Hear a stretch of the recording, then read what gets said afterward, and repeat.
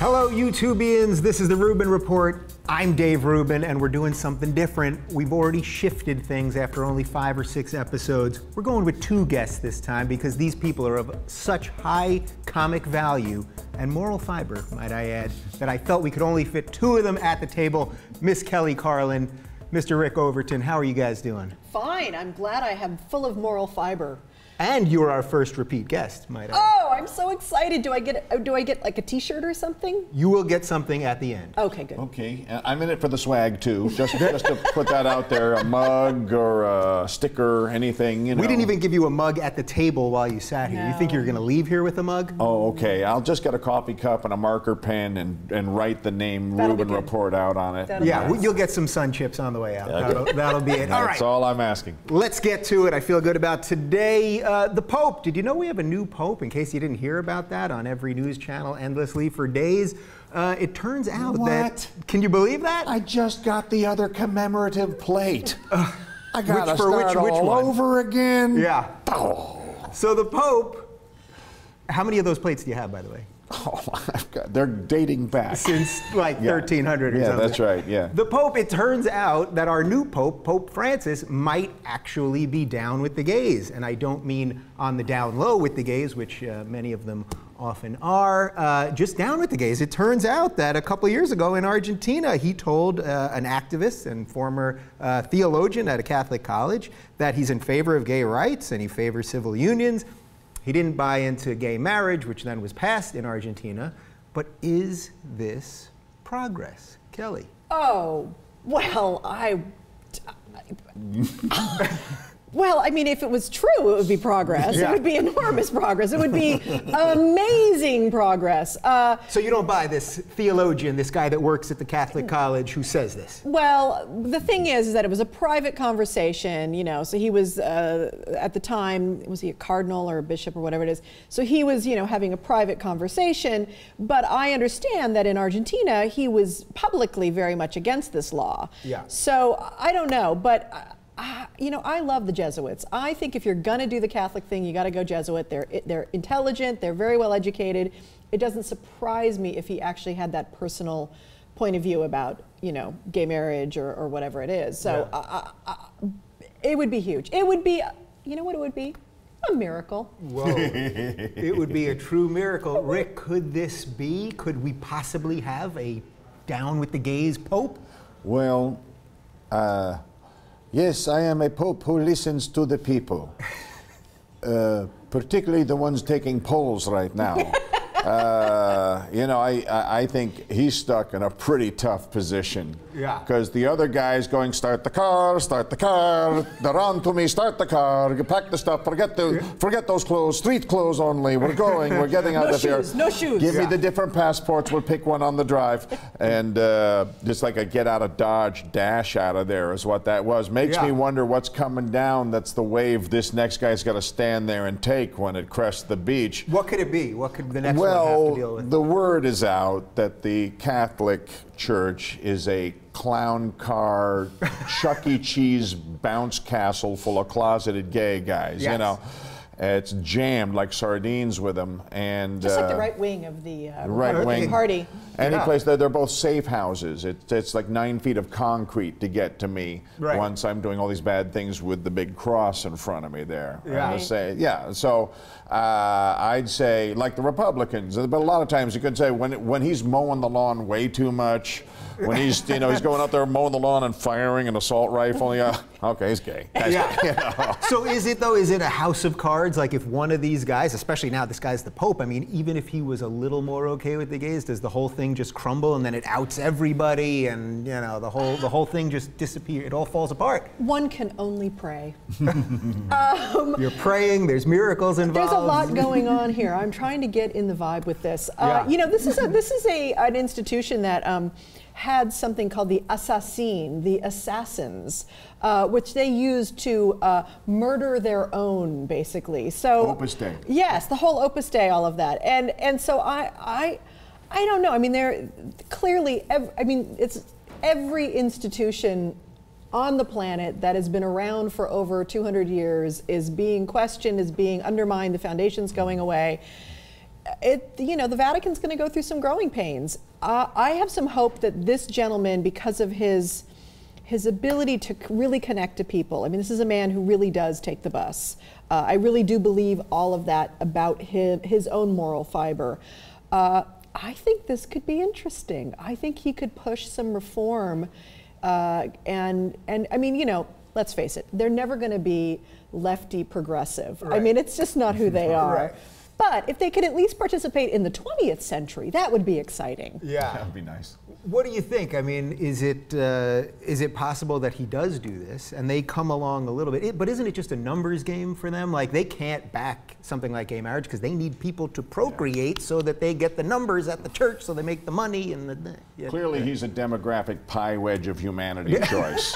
That they just spun the lazy Susan and went, hate us, done with us, hate us. Whoa, hang on, right here, the Hispanic community. Yet he looks white because he's Argentine. Okay, we'll take this little piece of cheesecake. Yeah. And we'll just dump everything, double down on playing that last crowd that gets our jokes. Yeah.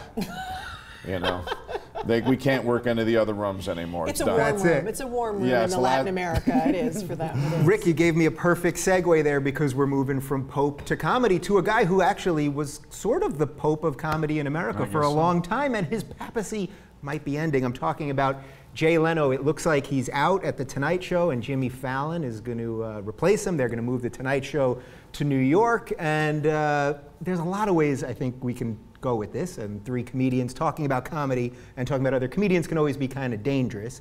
So without going to Leno personally or what you think of his comedy and all that kind of stuff, what do you make of this endless game of the chairs of late night talk show and the media that surrounds just the circus of how it all plays out? Well, I mean, it was interesting 20 years ago when the Letterman-Leno thing went down. And, it's all insider Hollywood. Everyone wants to talk about it. But the bottom line is that NBC is in a lot of trouble. They don't know what they're doing. I'm driving around LA seeing billboards of some of their new shows, and I'm like, wow, that's the solution? Yeah. A new dating show? That dating show. Oh, wow. God, yeah. Wow, NBC, you're doing great work. Yeah. They're getting some press, great for them. But Leno's really solid in middle America. He's got good numbers. He's still the leader, with all of that. So I think NBC, it's just very sad to see this network do what it's doing. And I think all of this is just a reflection of their inner turmoil, actually. All right. Well, before we let you jump in here, let's look at the numbers, actually, because they're actually fascinating, I think, when you think about what's going on here. So Leno is actually winning the slot right now. You can see he's winning the slot. He's still winning with the young people. They keep saying, well, he only brings in the old people, but not that many young people are watching, and also, it doesn't 18 to 49 seem too big of a... That's a huge window. 18 to... Yeah, when you were 18, weren't you hanging out with all the coolest 49-year-olds? Exactly.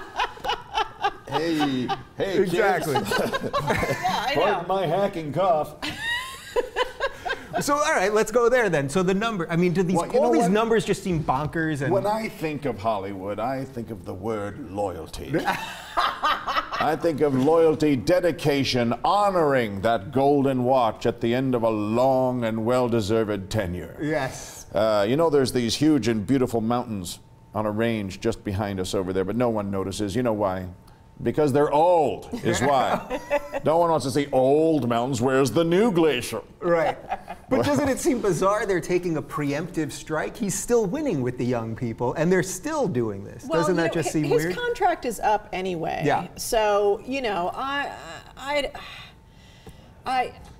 like I said, NBC, they're illogical. It's crazy. I love Jimmy Fallon. I love what he's doing. Yeah. And I love Jay too. Jay is who he is. He's solid. I personally don't watch his stuff, but I don't. It's just not my thing. But he's one of the nicest, most generous men in this town. Yeah. A wonderful human being. But I think it's sad too that they're going to be moving it to the East Coast, and there was this tradition of beautiful downtown Burbank. But Carson has been gone a long time, and things do move on. And I don't know. I mean, is anybody really? I mean, I saw the numbers there, but that's not a lot of people watching late night TV. I mean, people are on YouTube. People are watching Netflix. People are, watching The Daily Show. People are Those are comparable numbers with Tosh. Yeah.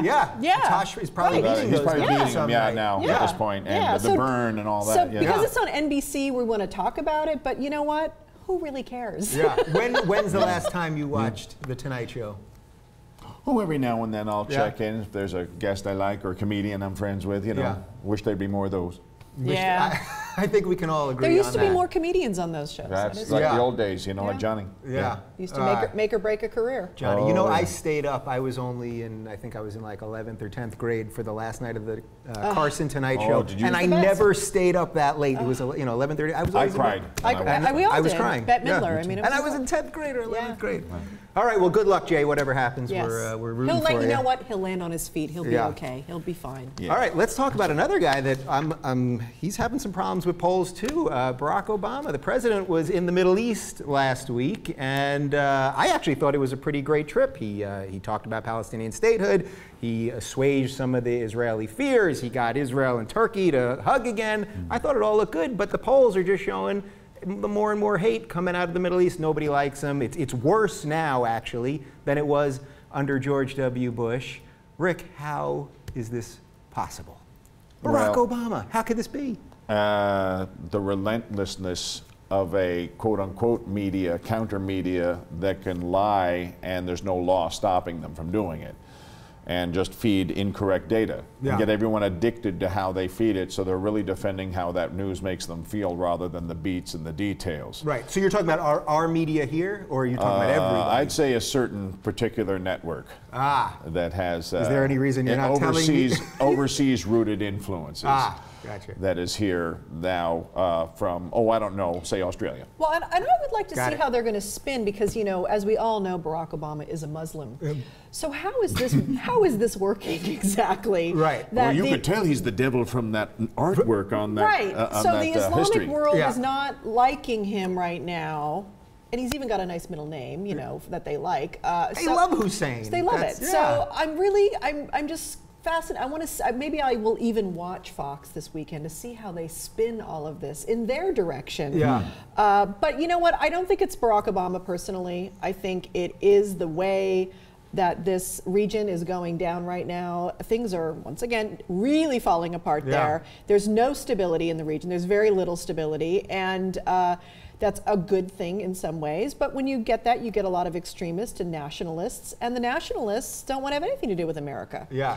Is it just endless? Because if he can't do it, if we can all agree he's done some good things. I mean, Turkey and Israel hadn't talked in 5 years. He got them to make up. So if he can't do it, is it truly just no hammer first leader can do it? Yeah.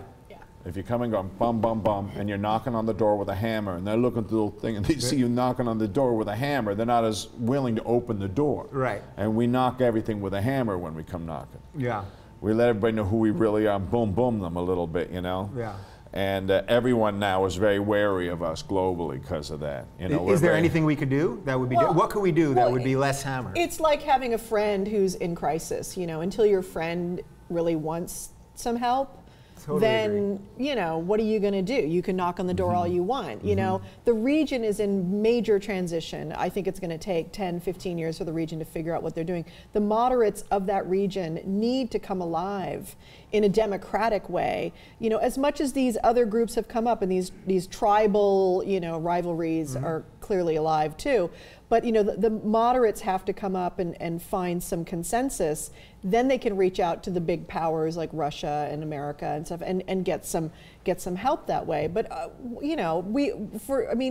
part of the reason the region's in the state it's in is because for the 50, 60 years of last century, we went in with hammers and let's construct this. And imagine what the world would look like right now if there was no oil under all that dirt. What would that place be about if there was nothing we wanted under there? Sand. Just sand. That's it. There'd be a glass making factory. And sand magnet. And great tourism. This is like where the civilization began, the Fertile Crescent. This is such enormous importance for humanity, and we ignore all of that because it is all about the oil. So it's all about the oil. We all say that all the time. So is the only option? We just got to keep getting greener? Is that? Is that what you think we should do?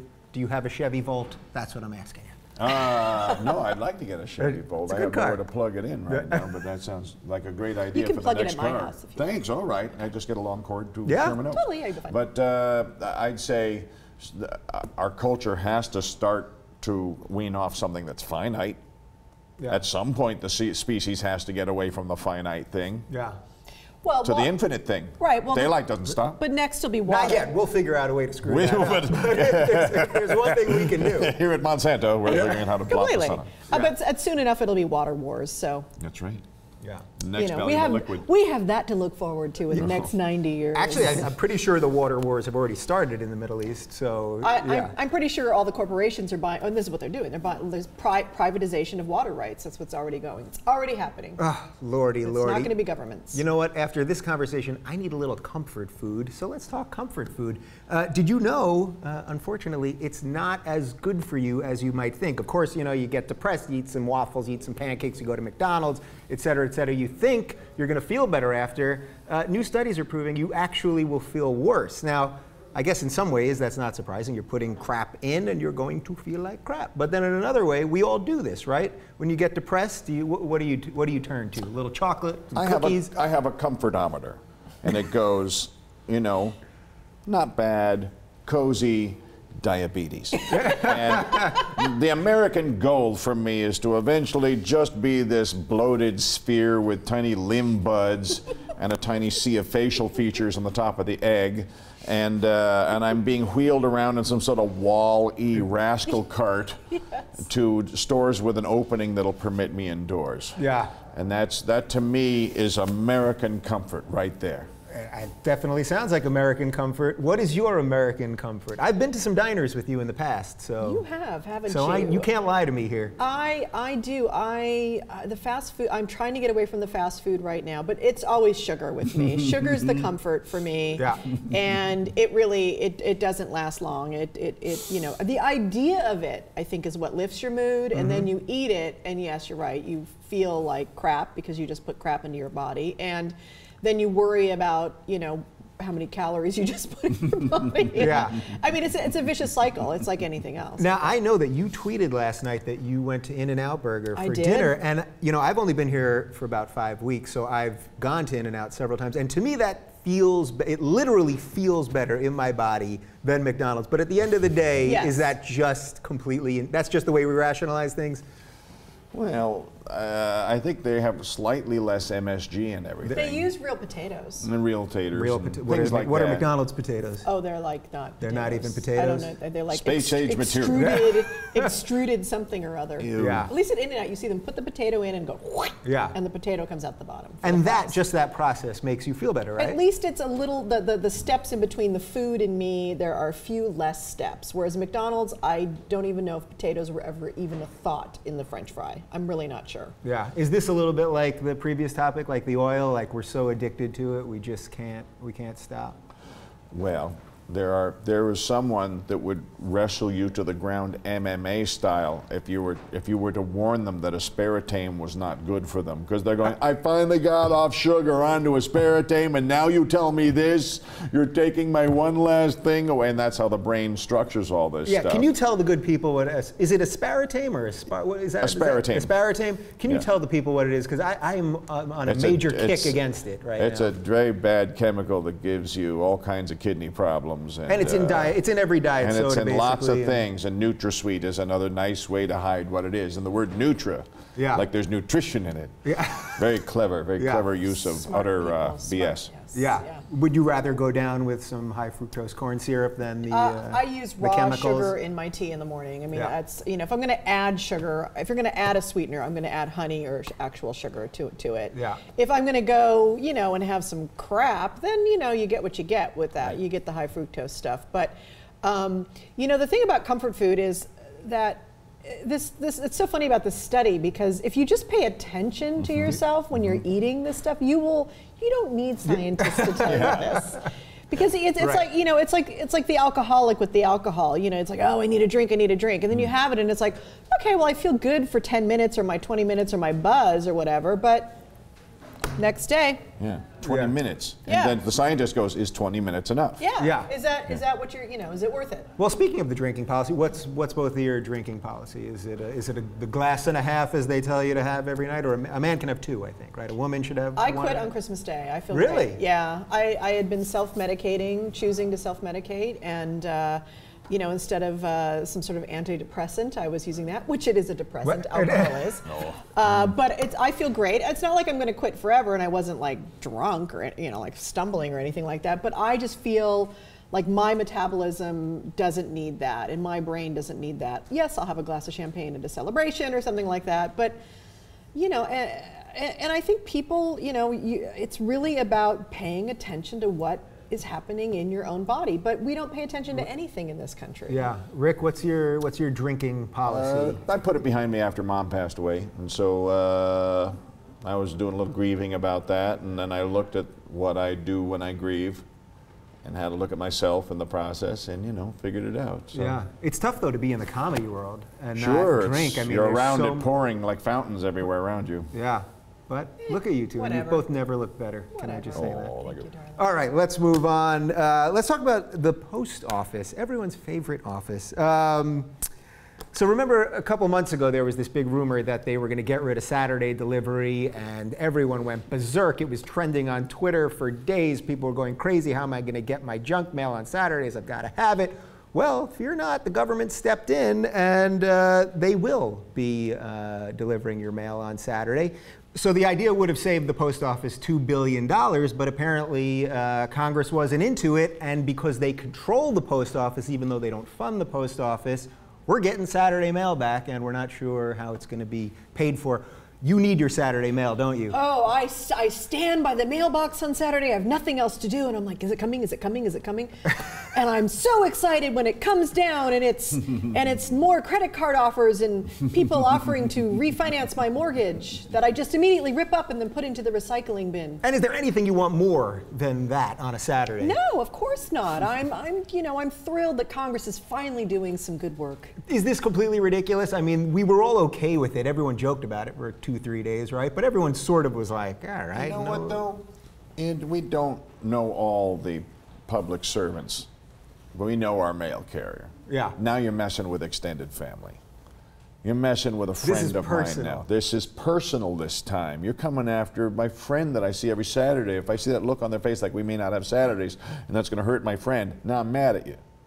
And it's as simple as that. Yeah. We're not as attached to all these other wonderful public servants because we just don't have this level of daily interaction with them. Right. But we should feel this way when any of those services are being cut away. Those are all people that got to go home and explain their story to their families too. Right. But is this an example of like just the overreach of government sort of? Because the post office was willing to do this. You know what I mean? They were willing to try to save the money. Yeah. And then the government's like, no. We don't want you to save the money. This is the government. You don't have to save the money. I'm very confused about this because the big dialogue in Washington right now is cutting everything. So, and here there was actually an agency stepping forward, and that's confusing too. It's like, so Congress can have overseeing the post office, but they don't fund them. Yeah. So what is that relationship? And I'm just curious. I don't know what the rationalization was by Congress about this. I'm guessing it had to do with personnel or something like that. But I mean, my understanding is that a lot of money every month goes into pensions, future pensions, and things like that.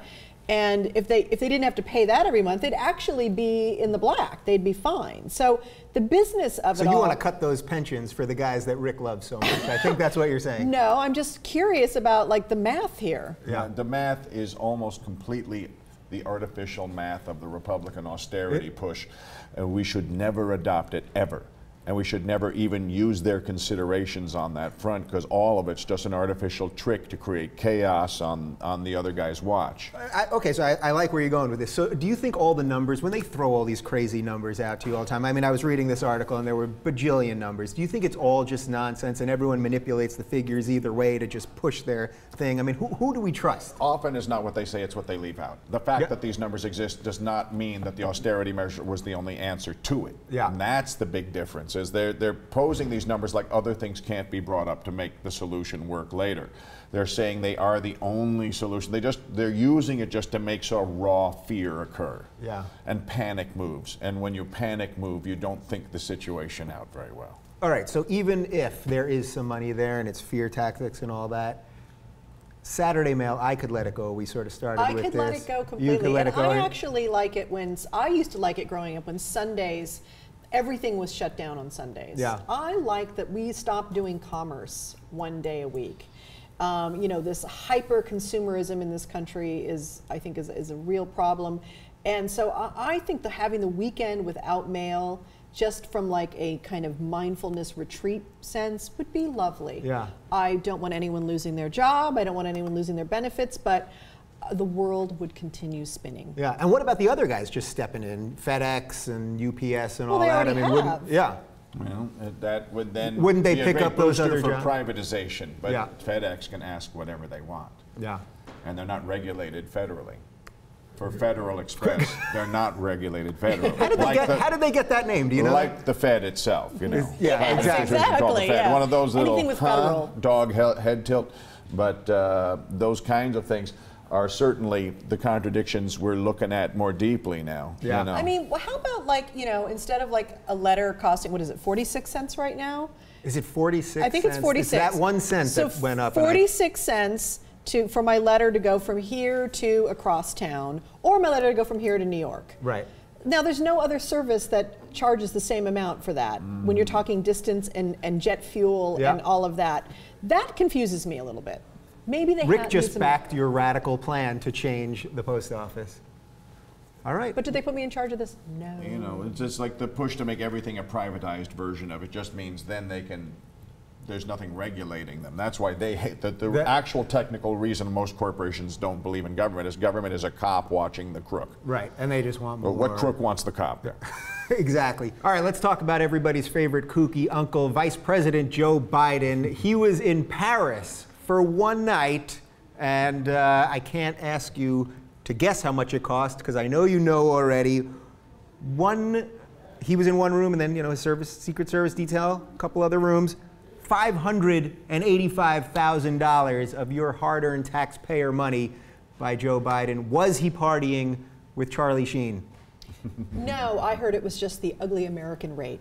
It was the bad hair plug rate? It was the ugly American rate. They've got a separate column for that when you check in, and they were like, took one look at him and went, oh boy. Stick a couple of zeros on that. Put a couple of zeros on that. Is there any number that's too much?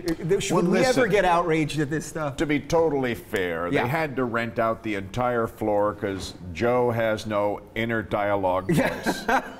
There's no filter. He'll just say it, and they have to keep him away from everyone. Right. And you get a drink in him, and it's like sodium pentothal, and the football codes all come out, you know. So it's not even a security issue. This is purely a babbling. Everyone's his best friend. Got to keep him somewhere on the floor. Yeah. I so want to know. I so want to know how they spent all that money. How can you do it? Either one of you. Okay, you're thinking, you know those Jeroboams of champagne? Oh, yeah. Those, you know, so you get a case of the Jeroboams to start with, I'm thinking, right? Yeah. You know. Then the Secret Service would get drunk and try to shoot the cork off the top of them when they're on a pyramid of flutes, you know? Now, they said that the rooms at this hotel were $900 a night. But 900, let's say you took 100 rooms. But that's the little room. We're talking this presidential suite to start with. So that's $5,000, let's say. Let's say it's 10. Let's say it's 10. Yeah. You still have a lot of money to spend. $500,000. I'm thinking, I don't know, maybe he had animals come in and just, you know, shit everywhere. Right. And then the Moulin Rouge came in and did I think it's impossible to spend this money. Yeah. I don't know. What do you think about how the media treats this kind of stuff? Because I sense we're all sort of lefty, progressive types here. But if this had been, you know, a Republican wasting this kind of money, everyone would be going nuts, right? I'd love to see the itemized hooker tally. That actually Secret Service, you know, they were like, but fellas, we're in France, you know, and that had to be the conversation. When is this going to happen again, guys? Yeah. Are hookers more expensive or less expensive in France? It's what they do. Well, it's once again, it's the ugly American rate. Yeah. So they're more expensive. Man, Americans are just getting screwed everywhere. They are. Nobody likes us Is there any anymore. country we can go to now and be thought of better? No. No, but Can't nothing? think of one. Canada? Oh, Canadians. Well, I mean, they like us. Their dollar's catching up to us like a pony. They put up with us nice. Yeah. They politely put up with us. Yeah, yeah. That's what Canadians do. Australia likes us. Yeah, Australia that's likes true. us. That's true. They're kind of even the uglier version of the ugly American down there. You know, so. China pretends not to like us, but they're crazy about us. Well, because they're going to cash in the debt one day, That's and it. they need us to be here to. They're not going to war with us. They're not bombing their own property. Exactly. They're just going to cut the Grand Canyon out and move it to China. We'll take this, and we'll take the Rocky Mountains. Right. You have the sinkhole. Yes. All right, well, we went on a slight sidebar here, but I think the point is that Joe's going to keep doing these kinds of crazy things, and we just got to roll with it and see what happens. Don't make Joe into someone he's not. Just Every vice make president popcorn. does this. Perfect. Stop worrying about it. He's not doing any harm. Well, I have to say, this has probably been for me at least, the quickest seamless show we've ever done. I don't mean time-wise, I mean just sitting here with two people. It's been very nice. Now I'm going to let you guys pimp yourselves out. Kelly, you got a lot cooking. I do have a lot of cooking. My weekly podcast, Waking from American Dream. Please come join me there on smodcast.com. And I'm on Sirius XM with another show called The Kelly Carlin Show. And I'll be traveling around the country, always with my solo show, A Carlin Home Companion. Brilliant. You got to see it. So that is my pimping thing. And Rick endorsed it. Rick, what do you got? Where can we find you? I've got a podcast called Overview with Rick Overton on iTunes. Excellent. And that's a lot of fun. And I'm always raising some sort of heck at Rick Overton on Twitter. It will be right below you right now. They can look at it and see it. Huh? All right, well, I want to thank you guys for watching. And don't forget, bonobos.com is our official outfitter. They have great new slim fit shirts. Don't I look nice? You look very slim. Nice and slim. You can enter code TRR20 for 20% off your first purchase. I thank you guys for watching, and we'll see you next week.